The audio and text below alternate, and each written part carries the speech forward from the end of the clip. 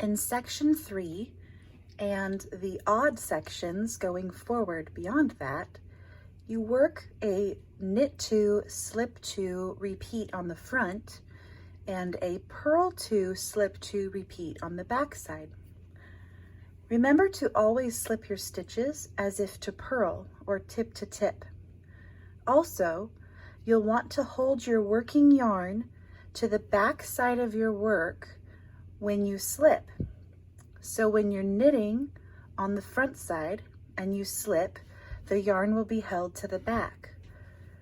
But when you are purling and you're working the back side row, your yarn will be held to the front. This keeps all of your strands from your slips on the back side of your shawl. I'll demonstrate. I'm at the spot where I need to knit 2 stitches. And then I need to slip 2 stitches.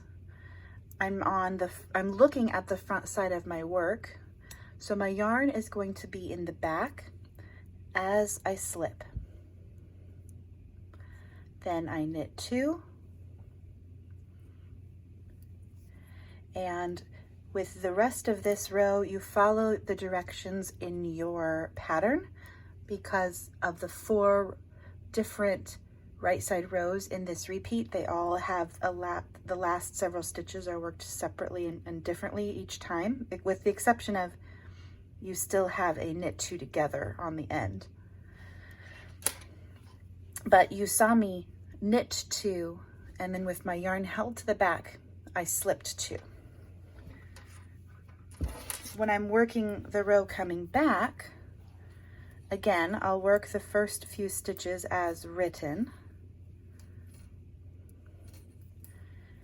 But then you can see, like this first stitch I need to purl, and then I'm going to slip the 2 stitches that I previously slipped. And this time my yarn is held to the front so that all of these strands will be on the back side of my work. And I can see that I did this before because this is the strand created from the slip stitches on the other side. So then I purl these 2 stitches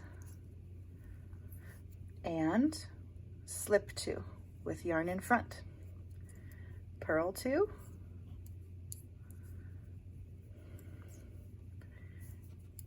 slip 2 with yarn in front. So I'm going to repeat that all the way across.